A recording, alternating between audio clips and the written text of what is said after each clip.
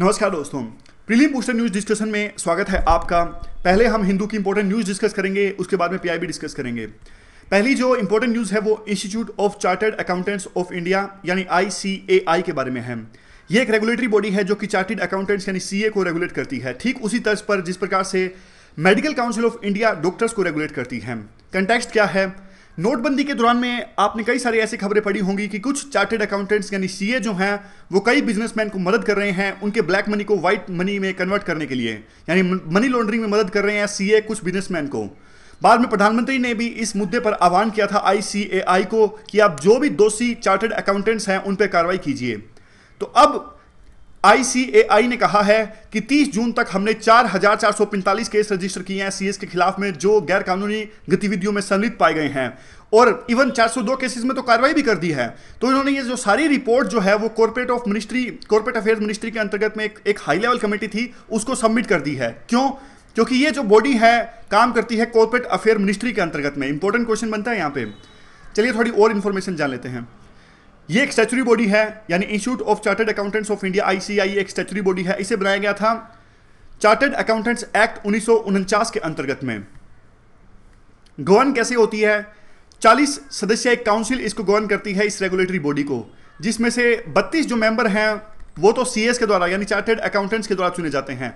बाकी बचे 8 मेंबर्स को गवर्नमेंट अपॉइंट करती है, यानी गवर्नमेंट की तरफ से जो एजेंसीज हैं जैसे CAG, SEBI, corporate affair ministry, यहाँ सब इन सब के रिप्रेजेंटेटिव शामिल होते हैं ICAI के अंदर में। तो काउंसिल है ये पूरी की पूरी स्टैट्यूटरी बॉडी है, याद रखिएगा।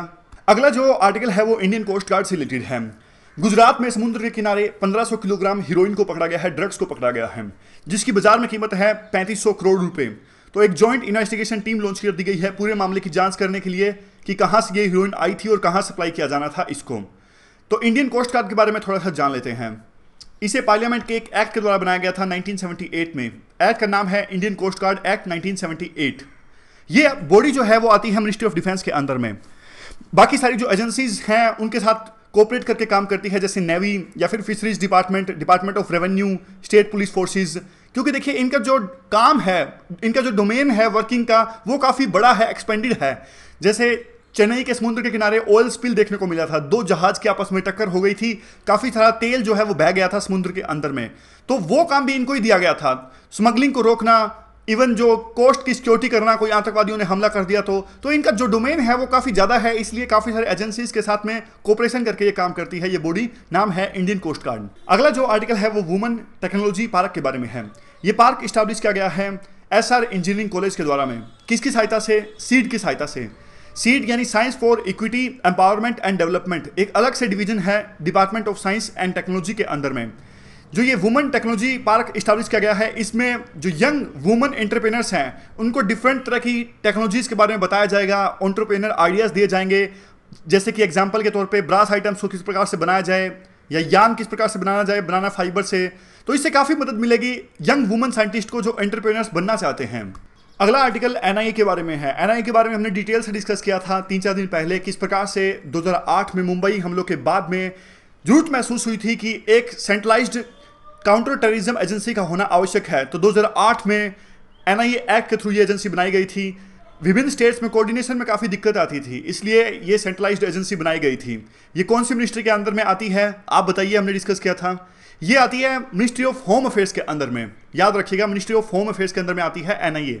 अगला जो आर्टिकल है वो बिजनेस पेज से है। RBI की मॉनिटरी पॉलिसी कमेटी, जिसके 6 मेंबर्स होते हैं, 3 गवर्नमेंट के द्वारा अपॉइंट किए जाते हैं, 3 RBI के द्वारा। चेयरमैन होते हैं गवर्नर RBI के, तो अभी उर्जित पटेल चेयरमैन हैं मॉनिटरी पॉलिसी कमेटी के। काम क्या होता है मॉनिटरी पॉलिसी कमेटी का? काम होता है इंटरेस्ट रेट्स को डिसाइड करना, जैसे repo rate, reverse repo rate. Repo rate होता है वो रेट होती है, बैंक्स जो हैं RBI से पैसा उधार लेते हैं जिस इंटरेस्ट रेट पे, उस इंटरेस्ट रेट को कहते हैं रेपो रेट। तो अभी इस बॉडी पे पूरा दबाव है कि रेपो रेट को 25 बेसिस पॉइंट पे कम किया जाए, यानी 0.25% कम किया जाए, क्योंकि 100 बेसिस पॉइंट्स का 1% बनता है। क्योंकि कुछ एक्सपर्ट्स के द्वारा, कुछ इकोनॉमिस्ट के द्वारा ऐसा कहा गया कि जो हमारी इकोनॉमी है वो ठीक से काम नहीं कर रहा है। अगर इकोनॉमी की ग्रोथ रेट को बढ़ाना है, आगे लेके जाना है, तो आसान किस्तों पे पैसा उपलब्ध होना चाहिए बिजनेसमैन के पास में, ताकि वो अपने बिजनेस को एक्सपेंड कर सकें, नई मैन्युफैक्चरिंग यूनिट इस्टेब्लिश कर सकें। अब बैंकों को अगर आसान किस्तों पे पैसा मिलेगा आरबीआई की तरफ से, तभी तो वो आसान किस्तों पे आगे पैसा देंगे बिजनेसमैन को। तो इसलिए पूरा दबाव है मॉनेटरी पॉलिसी कमेटी पे कि वो रेपो रेट को 0.25% तक कम कर दें, ताकि बैंकों को आसान किस्तों पे पैसा प्राप्त हो सके आरबीआई की तरफ से। चलिए अब पीआईबी में देख लेते हैं कौन कौन से आर्टिकल्स इंपॉर्टेंट हैं। 29 जुलाई 2017 को ग्लोबल टाइगर डे के रूप में मनाया गया। तो काफ़ी सारे प्रोग्राम्स आयोजित हुए और टाइगर की सिक्योरिटी और ऑडिटिंग के लिए नया प्रोटोकॉल भी जारी हुआ। कई सारी ऑर्गेनाइजेशंस ने पार्टिसिपेट किया इसमें, जैसे ministry of environment, forest and climate change, national tiger conservation authority, global tiger forum WWF। तो थोड़ा सा इन बॉडीज़ के बारे में जान लेते हैं। अगर नेशनल टाइगर कंजर्वेशन अथॉरिटी की बात करें तो ये स्टैच्यूटरी बॉडी है जो कि आती है, जिसे बनाया गया था वाइल्ड लाइफ प्रोटेक्शन एक्ट 1972 के अंदर में। इन्वायरमेंट मिनिस्टर चेयरमैन होते हैं इस बॉडी के, जिसका नाम है नेशनल टाइगर कंजर्वेशन अथॉरिटी। काम क्या करती है? टाइगर की सुरक्षा करना, नंबर्स को बढ़ाना। इसके अलावा 1973 के अंदर में गवर्नमेंट के द्वारा एक प्रोजेक्ट टाइगर भी लॉन्च किया गया था। वो एक सेंट्रल स्पॉन्सर्ड स्कीम थी, फंडिंग जाती थी डिफरेंट टाइगर रिजर्व्स को, ताकि टाइगर की संख्या को बढ़ाया जा सके।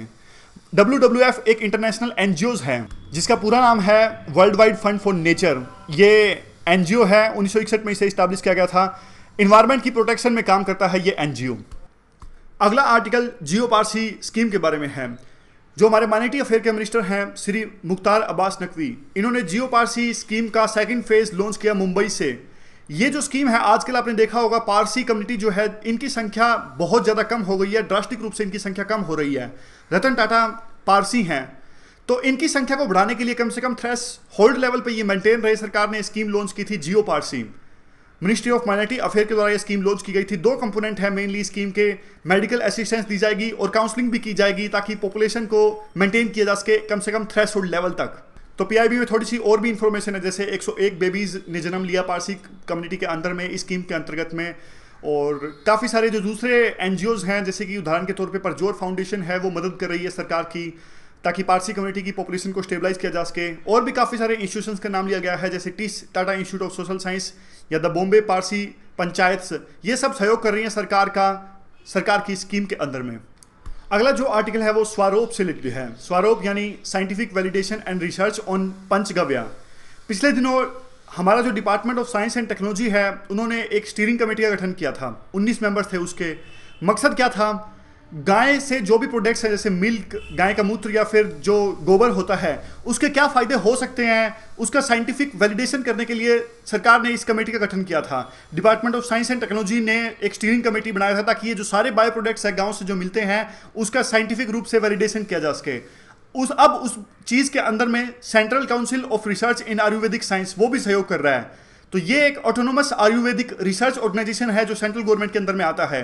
मिनिस्ट्री बताइए कौन सी मिनिस्ट्री है जिसके अंदर में central council for research in Ayurvedic science आता है? ये CCRAS आता है मिनिस्ट्री ऑफ आयुष के अंदर में। तो हमारे लिए मेनली ये इंस्टीट्यूशंस इंपॉर्टेंट है, यूपीएससी इंस्टीट्यूशंस पूछ लेती है। हालांकि ये जो न्यूज़ है वो तो खास इंपॉर्टेंट है नहीं वैसे। अगला आर्टिकल है आरबीआई के द्वारा सुपरविजरी कॉलेजेस इस्टेब्लिश किए गए हैं। ऐसे 6 बैंक्स, 6 कॉमर्शियल शेड्यूल्ड बैंक्स, जैसे कि SBI, ICICI, bank of India, bank of Baroda, axis bank, Punjab national bank, जिनकी इंटरनेशनल प्रेजेंस है, इनको सुपरवाइज करने के लिए आरबीआई ने सुपरवाइजरी कॉलेजेस का निर्माण किया है। मकसद क्या है? मकसद ये है ताकि सुपरविजन में कोऑपरेशन को इस्टेब्लिश किया जा सके और इंफॉर्मेशन के नेटवर्क को और ज़्यादा दुरुस्त किया जा सके। कल को हमारा जो बैंकिंग सेक्टर है, इस पर कोई रिस्क आता है तो रिस्क को पहले से ही प्रोएक्टिव रूप से उसको अवॉइड किया जा सके, स्टेबिलिटी लाया जा सके हमारे बैंकिंग सेक्टर के लिए। अगले आर्टिकल में तो लिस्ट जारी हुई है जीएसटी के अंदर में कौन से टैक्स सेंट्रल गवर्नमेंट की तरफ से सब्ज्यूम हुए हैं, कौन से स्टेट गवर्नमेंट की तरफ से सब्ज्यूम हुए हैं। सेंट्रल गवर्नमेंट के टैक्सेस की बात करें तो ये हैं central excise duty, duty of excise, medicinal and toilet preparations, additional duties of excise goods of special importance, additional duties of excise textiles and textile products, additional duties of customs. तो ये सारे taxes हैं, आप एक बार नजर डाल सकते हो, वैसे ज़्यादा इंपॉर्टेंट है नहीं।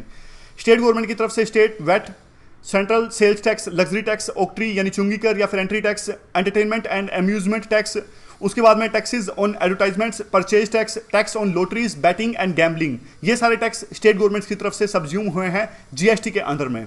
आगे पीआईबी में काफ़ी सारा डेटा दिया हुआ है आम आदमी बीमा योजना के बारे में। मेनली कुछ स्कीम के बारे में हम डिस्कस कर लेते हैं। ये जो स्कीम है अनऑर्गेनाइज सेक्टर के लिए 2007 में गवर्नमेंट ने लॉन्च की थी। एलिजिबिलिटी है बीपीएल यानी बिलो पॉवर्टी लाइन में होना। मेनली है क्या इस स्कीम में सरकार इंश्योरेंस कवर प्रोवाइड करती है, खास करके उन लोगों को जो अनऑर्गेनाइज सेक्टर में लगे हुए हैं, जैसे ईंट भट्टे में काम करने वाले, रिक्शा खींचने वाले, रिक्शा पुलर, ऑटो ड्राइवर्स, तो इनको इंश्योरेंस कवर दिया जाता है। अगर नेचुरल डेथ हो जाती है किसी प्रकार की, 30,000 रुपये तक के दिए जाते हैं सरकार के द्वारा। अगर एक्सीडेंट के कारण में डेथ हो जाती है तो 75,000 यानी 75,000 रुपये सरकार देती है इनको। और इसके अलावा अगर पार्शियल इंपेयरमेंट होता है तो 37,500, अगर परमानेंट डिसेबिलिटी आती है तो 75,000 रुपये दिए जाते हैं। क्यों दिए जाते हैं? क्योंकि देखिए, अगर मान लीजिए किसी फैमिली का जो एकमात्र कमाने वाला है, एक्सीडेंट की वजह से कोई मौत हो जाती है, तो बाद में कमाने वाला कोई नहीं रहता, तो बहुत सारे संकट परिवार के ऊपर में आ जाते हैं। इसीलिए सरकार इनको इंश्योरेंस कवर प्रोवाइड करना पड़ता है। तो प्रीमियम कितना मिलता है? प्रीमियम देना पड़ता है 200 रुपये का। 200 में से 100 रुपये देती है सेंट्रल गवर्नमेंट और बाकी बचे हुए 100 रुपये देती है स्टेट गवर्नमेंट। तो अनऑर्गेनाइज सेक्टर में जो लोग लगे हुए हैं, जो बीपीएल फैमिली से बिलोंग करते हैं, उनको अपनी तरफ से कुछ भी नहीं देना पड़ता। उनको जो इंश्योरेंस प्रीमियम है वो स्टेट गवर्नमेंट और सेंट्रल गवर्नमेंट मिलकर देती हैं, लेकिन उनको इंश्योरेंस कवर का फायदा मिल जाता है। जो ये सब फायदा हमने डिस्कस किया कि कितने रुपए मिलेंगे एक्सीडेंट होने के बाद में, तो ये स्कीम है आम आदमी बीमा योजना। तो आज इतनी ही इंपॉर्टेंट न्यूज है पीआईबी में। देख लेते हैं, रिकैप कर लेते हैं क्या क्या हमने आज डिस्कस किया। हिंदू में हमने ICAI यानी institute of chartered accountants of India के बारे में डिस्कस किया। फिर इंडिया कोस्ट गार्ड्स के बारे में डिस्कस किया, नेशनल इन्वेस्टिगेशन एजेंसी के बारे में डिस्कस किया, वुमेन टेक्नोलॉजी पार्क के बारे में डिस्कस किया, फिर पॉलिसी रेट के बारे में डिस्कस किया। उसके बाद पीआईबी में हमने ग्लोबल टाइगर डे के बारे में डिस्कस किया, नेशनल टाइगर कंजर्वेशन अथॉरिटी के बारे में डिस्कस किया, जियो पारिसी के बारे में डिस्कस किया, scientific validation and research on Panchagavya यानी गाय से जो भी बायो प्रोडक्ट मिलते हैं उनका साइंटिफिक वैलिडेशन हो सके, ये नेशनल स्टीयरिंग कमेटी बनाई गई है department of science and technology के अंदर में, ये भी हमने डिस्कस किया। आम आदमी बीमा योजना के बारे में डिस्कस किया। उसके बाद में कौन कौन से टैक्सेस सब्ज्यूम हुए हैं जीएसटी के अंदर में स्टेट गवर्नमेंट्स की तरफ से और कौन से सेंट्रल गवर्नमेंट की तरफ से, सारे टैक्स की लिस्ट हमने डिस्कस करी। आरबीआई ने जो सुपरविजरी कॉलेजेस बनाए हैं वो भी हमने डिस्कस किया। तो आज के डिस्कशन में बस इतना ही। Thank you very much for discussion.